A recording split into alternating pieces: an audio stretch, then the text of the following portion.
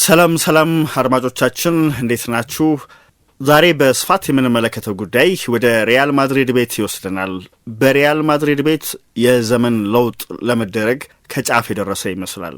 ያለፈው ዘመን ተሸኝቶ አዲሱ ዘመን የሚጀመርበት ጊዜ ከመቼውም ጊዜ በላይ ቀርቧል። በእግር ኳስ ለረጅም ጊዜ ተዳፍነው ከሰነበቱ ምስጢሮች አንዱ በመጨረሻ እልባት ያገኘው ይመስላል። ዣቢ አሎንሶ በመጨረሻ ለባየር ሊቨርኩዘን ተጫዋቾች በውድድር ዘመኑ መጨረሻ የጀርመኑን ክለብ ለቆ እንደሚሄድ አሳውቋቸዋል።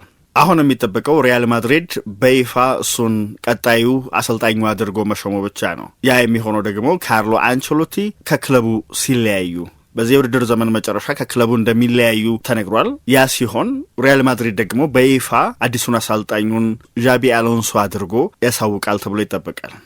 በእርግጥ ይሄኛው ሽግግር እንደሚፈጸም የሚጠበቅ ነበር። ከዚህ ቀደም በተደጋጋሚ ስለተነሳ ዝነኛው አንጋፋውና ስኬታማው ጣሊያናዊ አሰልጣኝ ከነጩ ቤት ሲለቁ ብዙዎች እንደሚያምኑት ቀጥሎ የብራዚል ብሔራዊ ቡድን ነው የሚረከቡት። ወጣቱ ከፊቱ ትልቅ የስኬት ዘመናት የሚጠብቁት አሎንሶ ደግሞ በቤርናቤው የእርሳቸው ተተኪ እንደሚሆን ይጠበቃል። ይሄኛው ሽግግር በክለቡ ታሪክ እጅግ ስኬታማ ከሆኑት አሰልጣኝ ብቅ እያሉ ካሉ ድንቅ አሰልጣኞች መካከል አንዱ ወደ ሆነው አሰልጣኝ የሚደረገው ሽግግር ትዕምርታዊ እንደሆነ መናገር ይቻላል። ለዚያም ነው የአሮጌው ዘመን መጨረሻ የአዲሱ ዘመን መጀመሪያ ይሆናል የተባለው። በእርግጥ ይሄኛው ሽግግር እንዲከናወን በባየር ሊቨርኩዘን ቤት ውስጥ የታየው ምክንያታዊነት የራሱን የሆነ አዎንታዊ አስተዋጽኦ አበርክቷል። የባየር ሊቨርኩዘን ሰዎች ከአሰልጣኝ ዣቢ አሎንሶ ጋር የገቡት ቃል ኪዳን ነበር። አሎንሶ መቼም ቢሆን ከክለቡ ለመለያየት ፍላጎት ካሳየ በመንገዱ እንደማይቆሙ ነግረውት ነበር። ወደ ጎን ሊገፋው የማይችል ገሸሽ ሊያደርገው የማይችል ጥያቄ ከቀረበለት እንደሚለቁት ተስማምቶ ነበር። በእርግጥ በወረቀት ላይ ሰፈር አይደለም፣ እነሱ ይሄ ጀንትልመንስ አግሪመንት የሚሉት አይነት ማለት ነው። በእርግጥ ይሄኛው ሹመት ቢፈጸም እንኳ ስራው ለአሎንሶ ቀላል እንደማይሆን ይገመታል። ብዙ ምክንያቶች አሉ። የቀድሞው አማካይ በሪያል ማድሪዱ ፕሬዚደንት ፍሎሬንቲኖ ፔሬዝ የሚታመን አይነት አሰልጣኝ ነው። እንዳውም በሳቸው እምነት ለረጅም ጊዜ የሪያል ማድሪድ የአሰልጣኝነት ቦታ ችግር ሳይገጥመው እንዲቀጥል ማድረግ ይችላል ብለው ነው የሚያምኑት። ገና 43 ዓመቱ ነው ወደ አሰልጣኝነት ህይወት የገባው። በተለይ በዋና አሰልጣኝነት በቅርቡ ነው፣ ግን አጀማመሩ ጥሩ ነው። ለዚያም ነው ሪያል ማድሪድ አሰልጣኙ ታክቲካዊ በሆኑ ነገሮች የተዋጣለት እንደሆነ ያመነው። በዛ ላይ ደግሞ ይህንን ሽግግር ለመምራት የሚያስችል ብስለት ታድሏል የሚል እምነት እንዲያሳርፍበትም የሆነው። ባለፈው ዓመት የሆነውን ሁላችንም እናስታውሳለን። በቡንደስሊጋ የሰራውን ተአምር አንድ ጨዋታ እንኳን ሳይሸነፍ ነው የቡንደስሊጋው አሸናፊ ያደረገው ሊቨርኩዘንን። በዚያ ብቻ የተገደበ አልነበረም ስኬቱ። በእርግጥ የጀርመን የጥሎ ማለፍ ዋንጫን አሸናፊ እንዲሆኑም ጭምር አድርጓቸዋል። ስለዚህ በዋና አሰልጣኝነት የመጀመሪያ ስራው እንዲህ አይነት ስኬት ያስመዘገበ አሰልጣኝ ነው ዣቢ አሎንሶ። ግን በሪያል የሚጠብቀው ፈተና በጣም ከበድ ያለ ነው። ምክንያቱም ስኳዱ በጣም የተለጠጠ ነው። በዚያ ላይ ክሊያን ምባፔና ቪኒሺየስ ጁኒየርን የመሳሰሉ በጣም ከፍ ያለ ኢጎ ያላቸውን ተጫዋቾች ይዞ ሚዛን የጠበቀ ቡድን መገንባት ይጠበቅበታል። ቪኒሺየስ በቅርቡ ረዘም ያለ ኮንትራት ይፈራረማል ተብሎ ይጠበቃል። የችሎታ ችግር የለበትም። ከባህሪ ጋር ከኢጎ ጋር በተገናኘ ግን ብዙ ጥያቄዎች ይነሱበታል። የአሎንሶ ኃላፊነት የሚሆነው የእነዚህን ትልልቅ ከዋክብት ኢጎ መቆጣጠር ብቻ አይደለም። ብዙ ተስፋ የተጣለባቸው ወጣቶችም የቡድኑ ዋነኛ አካል እንዲሆኑ ማድረግ ይጠበቅበታል። በተለይ እንደነ ኤንድሪክ፣ አርዳ ጉለርን የመሳሰሉ ተጫዋቾች፣ እነዚህ እድሜያቸው እየገፋ ያሉ ከክለቡ መለያየት ያለባቸው ተጫዋቾች ጥለውት የሚሄዱትን ቦታ በሚገባ መድፈን እንዲችሉ ማድረግ ይጠበቅበታል። ከዚያም በፍጥነት ዋንጫዎችን ማንሳት፣ ይሄ በስኳድ ውስጥ ያለው ኃላፊነቱ ነው። ከዚህ በተጨማሪ ግን ከቦርዱ ጋር ተስማምቶ መስራትም ይጠበቅበታል። በቦርዱ ውስጥ ያሉ ሰዎች ተጽዕኖ ለማሳረፍ ከፍተኛ ፍላጎት ያላቸው እንደሆነ ይታወቃል። ደጋፊው ከቡድኑ ስኬት አብዝቶ ነው የሚፈልገው። ያንንም ማርካት ያስፈልጋል። ያንን የደጋፊውን ጥማት ማርካትም አንደኛው የሚጠበቅ ነገር ነው። በዚያ ላይ የሪያል ማድሪድ አሰልጣኝ መሆን ይዞት የሚመጣውን የሚዲያ ጫና መቋቋምም ጭምር ያስፈልጋል። እያንዳንዷን ነገር ነው ሚዲያው ከፍተኛ ትኩረት ሰጥቶ የሚከታተለው። ነቅሶ ያወጣል እያንዳንዷን ነገር። ትንሽ የምትመስለዋን ነገር ሳይቀር ነው አግዝፎ ሚዲያው የሚያቀርበውና ይሄንን መቋቋም ያስፈልጋል። አሎንሶ ታክቲካዊ በሆኑ ጉዳዮች ችግር እንደሌለበት ይታወቃል። ግን በማድሪድ ተሰጥኦ ብቻውን በቂ እንዳልሆነ ከዚህ ቀደም በተደጋጋሚ ታይቷል። በእርግጥ አሁን ጃቢ አሎንሶ ስራውን ከመጀመሩ በፊት ሪያል ማድሪድ በካርሎ አንቸሎቲ ስር የመጨረሻዎቹን ስራዎች ማከናወን ይጠበቅበታል። አሁን በክላሲኮ ባርሴሎናን የሚገጥምበት ጨዋታ እጅግ በጣም ወሳኝ ነው። በላሊጋው የዋንጫ ፍክክር ውስጥ ለመቆየት የግድ ማሸነፍ አለባቸው። ካታሎኒያንን ማሸነፍ ይጠበቅባቸዋል። ያለን ካላደረጉ በመካከላቸው ያለው የነጥብ ልዩነት ወደ 7 የሚሰፋ ከሆነ ቀሪዎቹ ጨዋታዎች ቁጥር ከግምት ሲገባ 3 ጨዋታዎች ብቻ ናቸው የሚቀሩት። ስለዚህ ባርሴሎና ዋንጫውን የማሸነፉ ነገር እርግጥ ወደ መሆኑ ይመጣል። ዞሮ ዞሮ ሪያል ማድሪድ ካርሎ አንቸሎቲን ለመሰናበት ተዘጋጅቷል። አምና የላሊጋና የቻምፒየንስ ሊግ አሸናፊ ሆነው ነበር። ዘንድሮ ግን ባዶ እጃቸውን የውድድር ዘመኑን ሊያጠናቅቁ ከጫፍ ደርሰዋል። ይሄ በራሱ የሪያል ማድሪድ ኃላፊዎች የአንቸሎቲን ዘመን ማብቂያ ሊያበጁለት መወሰናቸው ትክክል ለመሆኑ ማሳያ ጭምር ነው። ከዚያ በፊት ግን ቤርናባው በተወሰኑ አጋጣሚዎች አሰልጣኙን በቅጡ የሚሰናበትበት እድል ያገኛል። ምክንያቱም ጣሊያናዊው በዚያ ቤት ባሳለፉት 2 የተለያዩ የአሰልጣኝነት ዘመን ቆይታዎች በጣም የላቀ ስኬትን ያስመዘገቡት 15 የተለያዩ ዋንጫዎችን አሸንፈዋል። በክለቡ ታሪክ ሌላ የትኛውም አሰልጣኝ ይህንን ማድረግ አልቻለም። በዝምታ ነው አብዮት ያቀጣጠሉት። እርሳቸው የሪያል ማድሪድን ክብር አስቀጥለዋል፣ አስፈሪነቱን ሞገሱን መልሰዋል ማለት እንችላለን። በጣም አስገራሚ በሆነ ማራኪ ዘይቤ ነው ሲያሸንፉ የነበረው። ምንም መጮህ ሳይጠበቅባቸው ድምጻቸውን ከፍ ማድረግ ሳይኖርባቸው አሸናፊ ቡድን ገንብተው አሳይተዋል። ስለዚህ የብራዚል ብሔራዊ ቡድንን ለመረከብ ከማድሪድ ተለያይተው ሲጓዙ ደጋፊው ከወዲሁ ሊሰናበታቸው የሚችልባቸው ጨዋታዎች አሉ፣ እድሎችን ያገኛሉ። እንደሚታወቀው የሪያል ማድሪድ ቤት ሁልጊዜም በውጥረት የተሞላ ነው። እርሳቸው የሁለተኛ ዙር የአሰልጣኝነት ቆይታቸውን ለማሳለፍ ወደ ማድሪድ የተመለሱበትን ጊዜ መለስ ብለን ማስታወስ ይገባናል። በ2021 ዚነዲን ዚዳን ሳይጠበቅ ነበር ከክለቡ እንደሚለያይ ይፋ ያደረገው። ከነዚያ ስኬታማ ዓመታት በኋላ በድንገት ከሪያል ማድሪድ ጋር አብሬ አልቆይም አለ። ስለዚህ ፍሎሬንቲኖ ፔሬስ የሪያል ማድሪድ የስራ ኃላፊዎች ፊታቸውን ወደሚያውቁት ወደሚተማመኑበት አሸናፊ አሰልጣኝ ማዞር ነበረባቸውና ካርሎ አንቸሎቲን ለማምጣት ወሰኑ።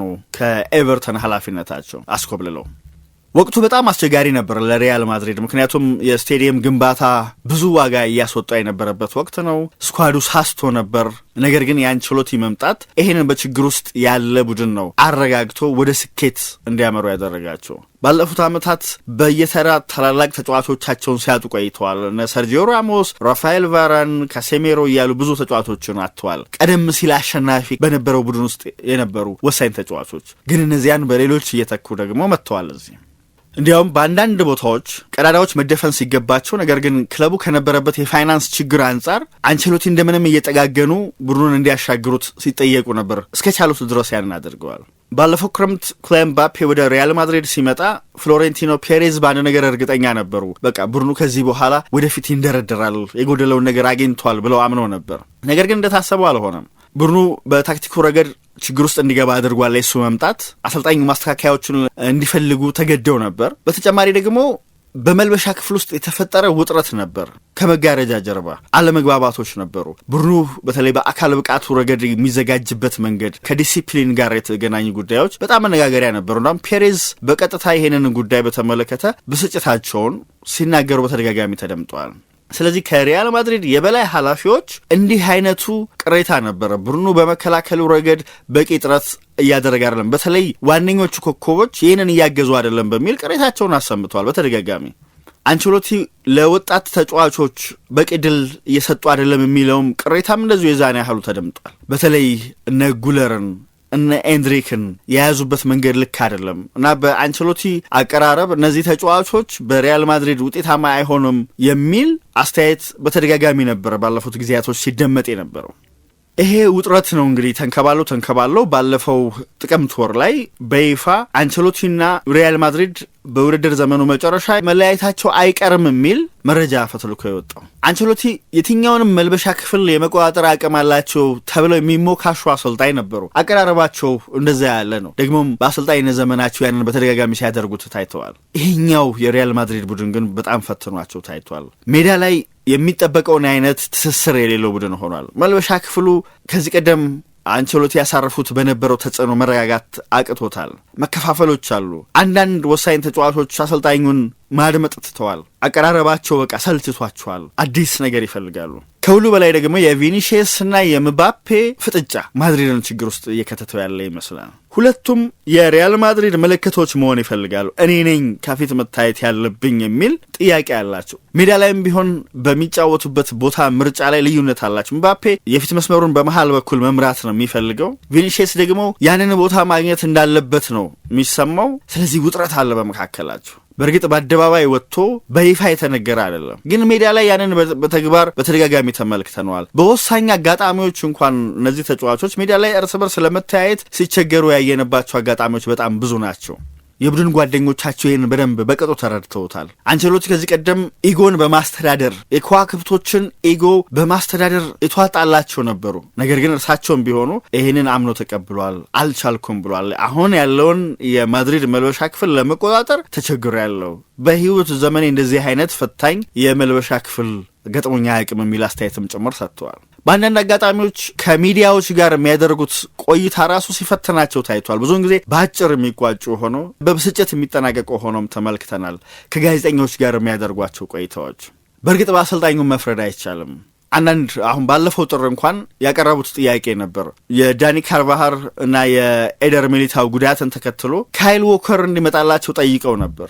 ነገር ግን ክለቡ ሰምቶ እንዳልሰማ ነው ችላል ብሎ ያለፋቸው። እንዲያም ሆኖ የ65 ዓመቱ አሰልጣኝ አሁንም ድረስ በማድሪድ የነበራቸውን ቆይታና አሁንም ያላቸውን ጊዜ በጥሩ መንገድ ማጠናቀቅ የሚፈልጉ ነው የሚመስለው። ሲናገሩ እንኳን ጥንቃቄን ይመርጣሉ። ማድሪድ እስከፈለገኝ ድረስ በክለቡ ቆያለሁ፣ ማድሪድ የኔን ግልጋሎት መፈለጉን ሲያቆም ነው ምለቀው የሚል አስተያየት በተደጋጋሚ ነው የሚሰጡት። በእርግጥ እንደዚህ አይነቱ አስተያየት ለደጋፊዎች ጆሮ የሚጥም ነው፣ ታማኝነታቸውን ያሳያል። ነገር ግን ፔሬዝ የሚመለከቱት በተለየ መንገድ ነው።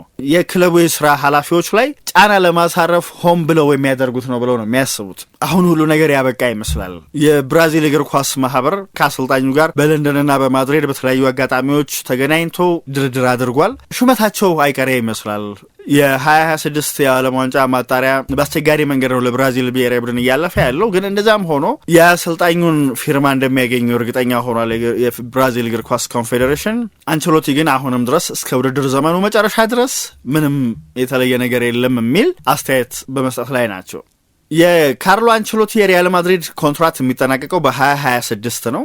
ስለዚህ 1 ዓመት ይቀራቸዋል። አሰልጣኙን የሚያሰናብት ከሆነ ግን እዚህ የቀሪ ኮንትራታቸውን እንዲከፍላቸው ይፈልጋሉ። ያንን የሚጨራርሱ ከሆነ መለያየታቸው የማይቀር ነው የሚሆነው። አሁን ሁሉ ነገር ግልጽ የሆነ ይመስላል። ካርሎ አንቸሎቲ ከሪያል ማድሪድ ጋር የውድድር ዘመኑን ያጠናቅቃሉ። ከዛ ከፋይናንስ ጋር የተገናኙ ጉዳዮች መፍትሄ ይበጅላቸዋል። ከዚያ ሪያል ማድሪድ በፊፋ የክለቦች የዓለም ዋንጫ የሚያደርገውን ተሳትፎ ሌላ አሰልጣኝ እንዲመራው ይደረጋል። የሚጠበቀው ሳንቲያጎ ሶላሪ ያንን እንደሚያደርግ ነው። ማድሪድን በክለቦች የዓለም ዋንጫ እንደሚመራ ነው። ያው ከክለቡ ውሳኔ ሰጪዎች መካከል አንደኛው ነው። በቦርድ ውስጥ ካሉ ሰዎች መካከል ነው። የቀድሞ ተጫዋች የነበረ ነው። ስለሆነም የክለቡና አሰልጣኙ የህይወታቸውን አዲስ ምዕራፍ የሚጀምሩበት ጊዜ ይሆናል ማለት ነው። ሽግግሩ አሁን የግድ የሚያስፈልግ ጭምር ነው። ሌላው ምናልባት ከዚህ ጋር ተያይዞ የሚነሳው የዴቪድ አንቸሎቲ ጉዳይ ነው። ከእሳቸው ጋር አብሮ የሰራ በረዳትነት ያገለገላቸው ልጃቸው ነው። ከዚህ ቀደም በፒኤስጂ፣ በባየር ሙኒክ፣ ናፖሊ፣ ኤቨርተን እስካሁኑ ሰዓት ደግሞ በሪያል ማድሪድ አብሯቸው እየሰራ ይገኛል። አብሮት የሰሩት ተጫዋቾች የሚያከብሩት አይነት ደረጃውም ከፍ እያለ ስሙ እየገነነ የመጣ ባለሙያ ነው። የእሱ ነገርም እንደዚሁ መቋጫ የሚበጅለት ይመስላል። በርካታ ፈላጊዎች እንዳሉት በአውሮፓ እየተነገረ ነው። ምናልባትም ከአባቱ ጥላ ውስጥ ወጥቶ የራሱን የአሰልጣኝነት ዘመን የሚጀምርበት ጊዜ የደረሰ ይመስላል። ነገር ግን ትልቁ ነገር ማድሪድና አንቸሎቲ ተለያይተው አዲስ ዘመን ሊጀምሩ ከጫፍ መድረሳቸው ነው።